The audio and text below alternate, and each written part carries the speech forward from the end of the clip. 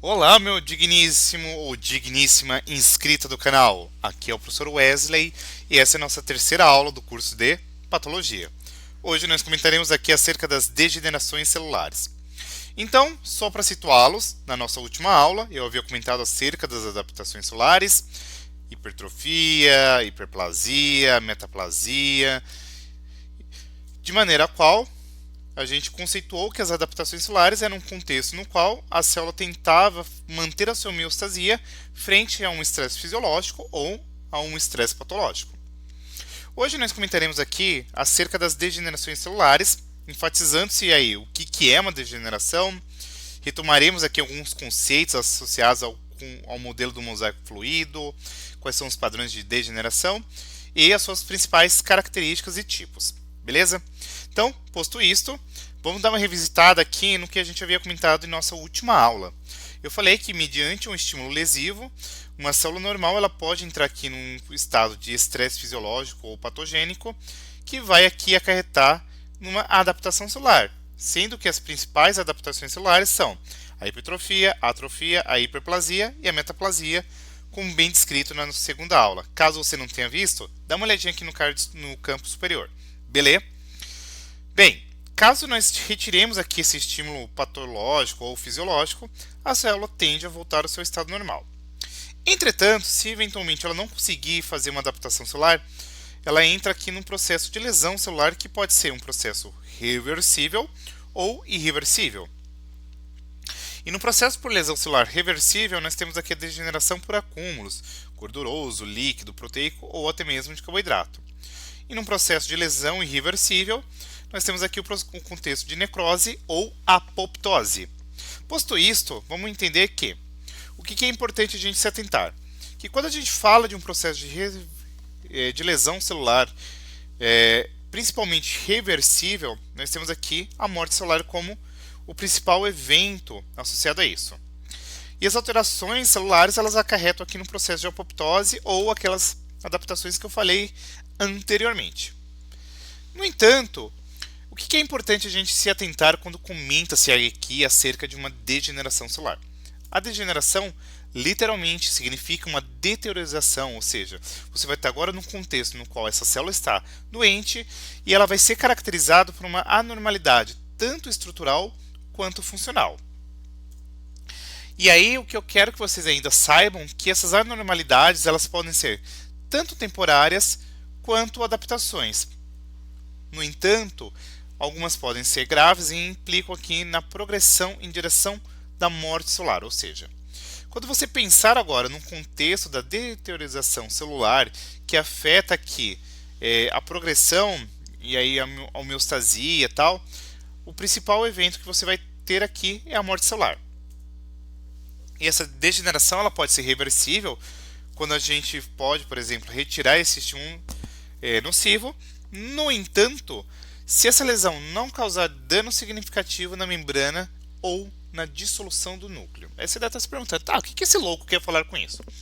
Essa lesão ela só pode ser caracterizada como uma lesão reversível se ela não acarretar uma alteração, por exemplo, na permeabilidade de uma célula ou até mesmo na sua compartimentalização aí do material genético dentro do núcleo. Se eventualmente houver alguma lesão que acarrete um dano significativo na membrana plasmática ou no envoltório nuclear, bem, agora a gente entra no processo irreversível e o evento aí de necrose é quase que dito como certo que vai acontecer, beleza? Então, só para vocês se atentarem e revisarem aqui, quando a gente fala do modelo do mosaico fluido, a gente sabe que a membrana plasmática ela é constituída aqui por uma bicamada fosfolipídica, na qual você tem aqui proteínas intrínsecas, proteínas periféricas, nós temos aqui glicolipídios, glicoproteínas que vão estar aqui embebidas nessa bicamada. E as moléculas elas conseguem fluir de um lado para o outro em decorrência aí dessa organização assimétrica e essa composição bioquímica. E aí, quando a gente fala de padrão aí de degeneração celular, ou seja, esse contexto no qual você tem uma injúria celular, eu quero que vocês guardem que Os principais padrões são um acúmulo de produtos aí não degradáveis, que podem ser decorrentes, por exemplo, de alterações no processo de processamento ou excreção celular, então pigmentos, minerais, substâncias exógenas. Podemos ainda ter uma sobrecarga de produtos metabólicos, como por exemplo o glicogênio, lipídios e até mesmo as proteínas.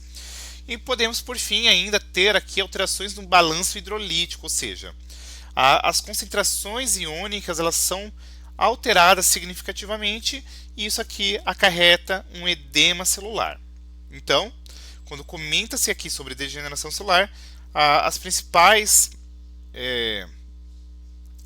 características, os principais padrões são esses daqui.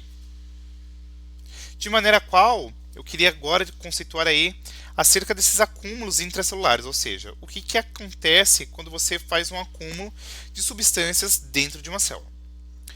A primeira ideia que eu quero trazer aqui para vocês é quando você tem uma situação na qual você tem uma substância que ela é própria do metabolismo celular e ela é produzida numa taxa normal ou até mesmo aumentada.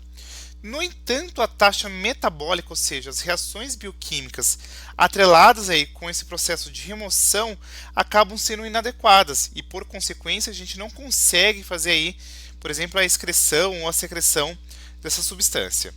Portanto, a gente tem aqui uma situação na qual você tem um problema na sua eliminação. Um exemplo clássico daqui é a degeneração gordurosa, isto é, nós temos aqui uma célula normal, e aí numa situação na qual você tem um metabolismo em anormalidade, você pode ter uma supersecreção aqui, uma superprodução, por exemplo, de lipídios mediante aí o retículo endoplasmático liso, e aí você acaba tendo um acúmulo de gordura aí no contexto aí da célula. Ou seja, vamos pegar aqui uma situação na qual você tem um fígado gorduroso, ou seja, os hepatócitos eles acabam acarretando aqui um acúmulo muito significativo de gorduras e não consegue-se aí fazer o processo de eliminação.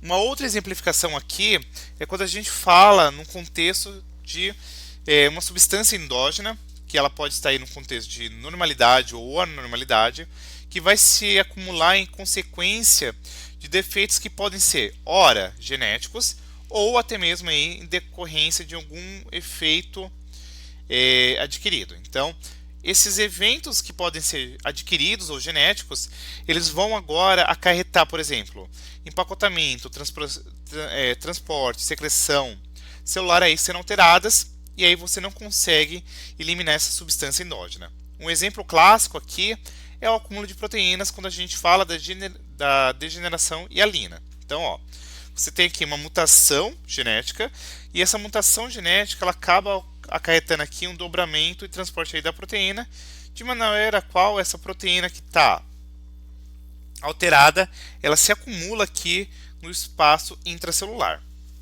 Além disso, nós temos aqui também uma situação na qual você tem um defeito que ele está associado com uma enzima defeituosa que vai ser ineficiente no processo de degradação de um determinado metabólito. E aí você tem várias doenças de armazenamento, como por exemplo, uma situação aqui de depósito lisossômico, que você vai ter aqui um acúmulo de materiais endógenos, haja vista que o lisossomo é uma organela citoplasmática atrelada com a digestão intracelular, e no momento ao qual você tem uma deficiência enzimática lisossomal, você não consegue, por exemplo, fazer a degradação de determinados complexos aqui dentro de uma célula, e isso daí vai se acumular.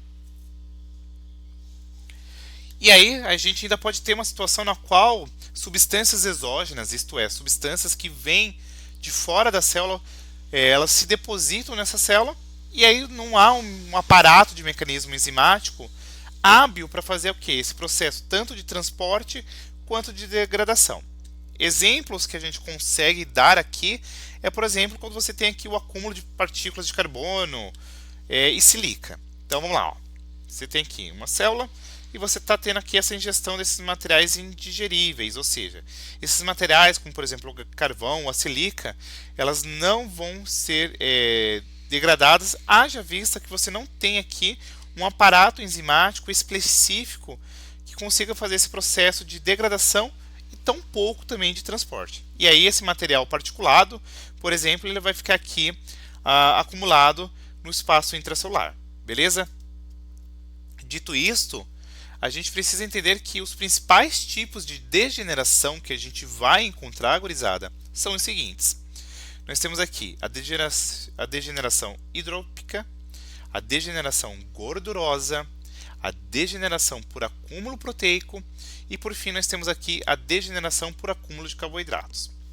Então, só para vocês se situarem novamente, não ficar perdidos, até este momento nós comentamos que, num contexto de degeneração celular, nós teremos aqui uma célula que literalmente está doente e, por consequência disso, toda a sua homeostasia acaba sendo aí alterada, ocasionando aqui um evento de lesão celular. Essa lesão ela pode ser reversível desde que não haja aí um dano significativo à membrana plasmática e também ao envoltório nuclear.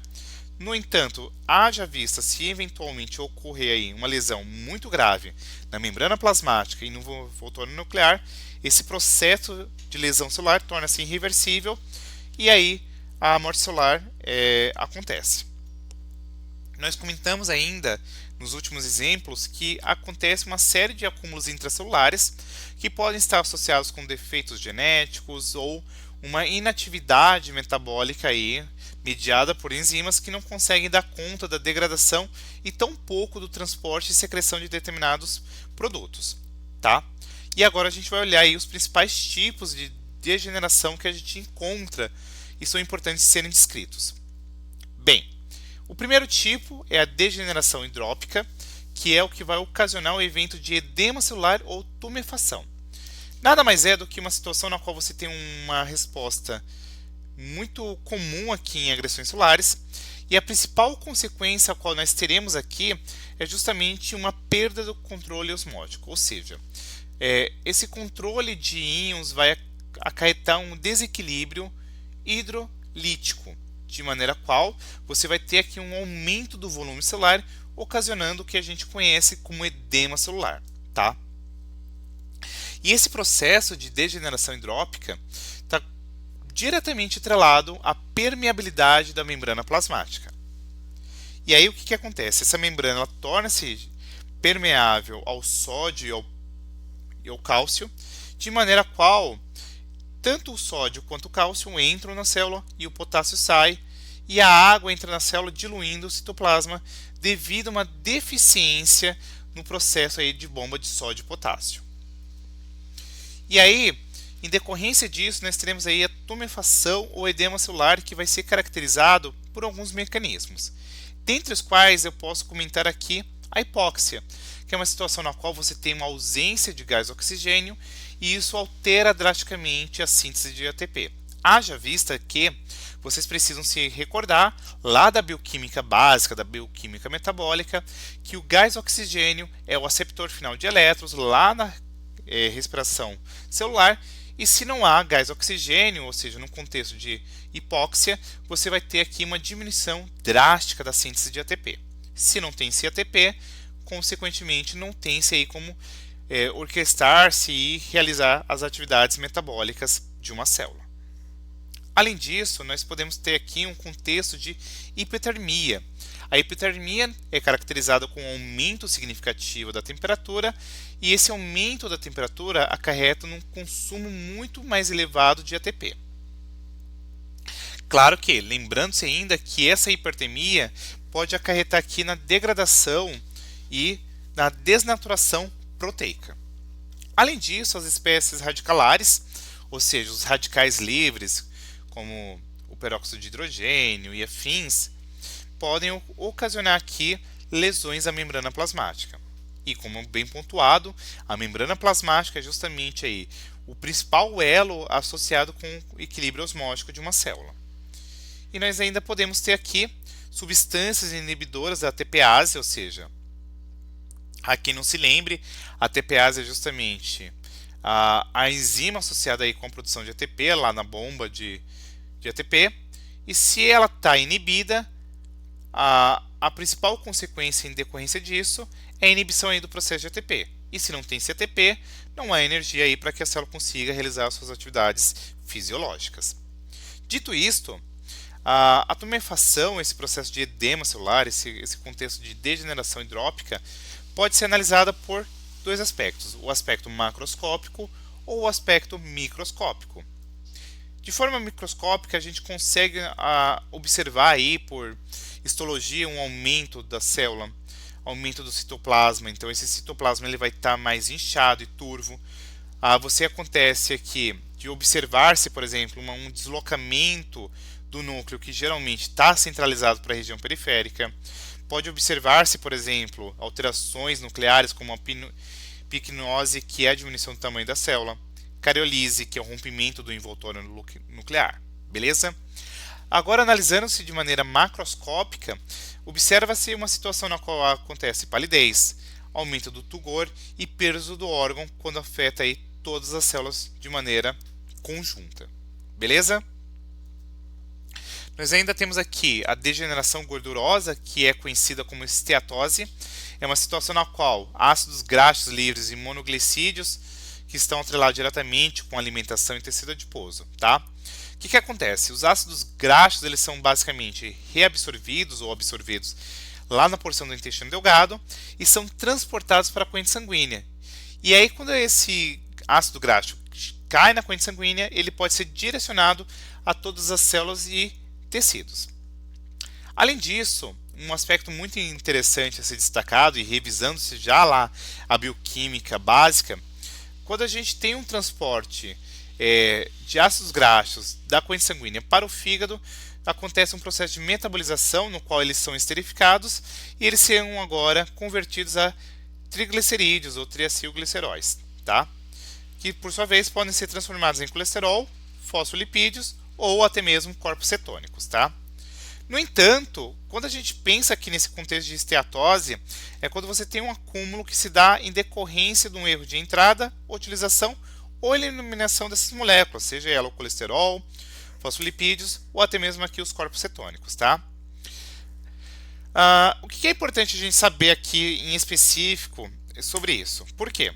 Quando a gente fala de ácidos graxos, e aí a gente já vai pegar gancho aqui, sabendo-se que são precursores de importantes moléculas como neuromoduladores, hormônios como progesterona, cortisol, testosterona e afins. Se você não tem uma utilização e uma captação adequada, todo esse processo aqui acaba sendo diretamente comprometido. Esse acúmulo de triglicerídeos é muito comum aqui em hepatócitos, isto é, células do fígado, e ainda podem ocorrer, por exemplo, em células cardíacas, musculatura esquelética, rins e até mesmo outros órgãos, tá? Tranquilo? Além disso, podem ser acumulados por substâncias químicas, tá? Como, por exemplo, drogas, álcool e criolina, que é o caso do fenol, e você pode ter aqui uma destruição proteica, ocasionando, por exemplo, diabetes mellitus, obesidade e anoxia. Nós ainda temos aqui um terceiro contexto de degeneração, que é por acúmulo de proteína, e hialina em especial, tá? E aí o que vocês precisam se atentar em específico?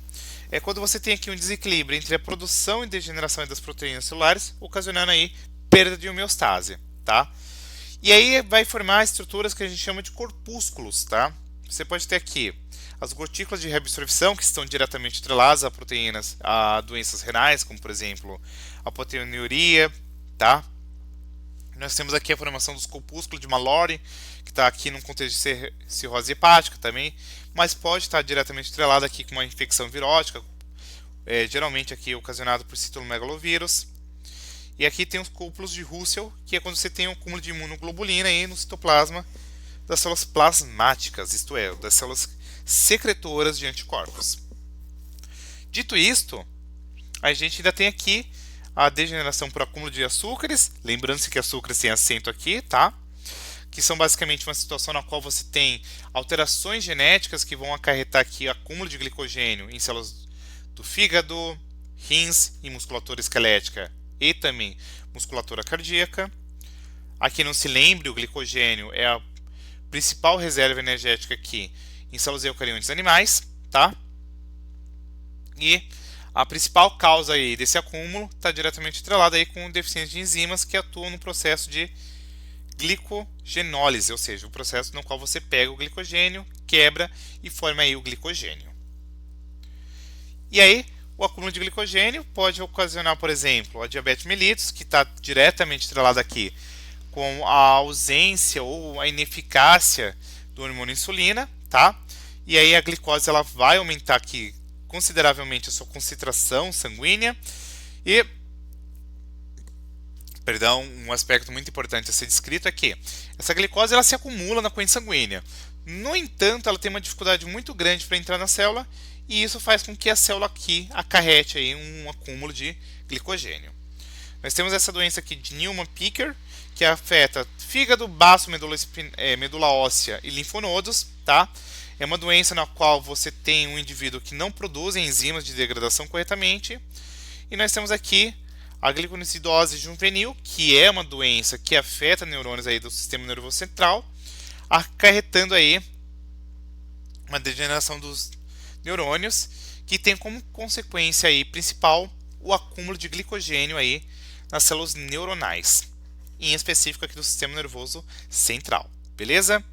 Então, aqui só para vocês se atentarem, a célula normal, se ela sofre uma lesão, você pode ter aqui uma tumefação mitocondrial, do retículo endoplasmática, e aí você pode ter aqui algumas alterações na membrana plasmática ou até mesmo no núcleo, tá? E aí você vai ter todos esses eventos que acarretam aqui na necrose, beleza? Essas são uma caracterização geralzona aí de um processo de lesão. Claro que a lesão ela pode ser reversível desde que não aconteça aqui alterações significativas na membrana plasmática e no envoltório nuclear. E se ocorrer aqui lesões significativas no envoltório nuclear e na membrana plasmática, aí a gente tem um evento de necrose, beleza?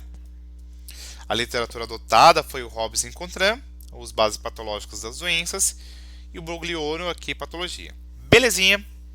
E era isso. Espero que vocês tenham curtido, que a aula tenha ficado clara, gostosa. Se você gostou, compartilhe o vídeo, se inscreva, deixe o seu like, comentário, que vai me ajudar bastante. Beleza? Super beijo e até a nossa próxima aula de patologia. Fui!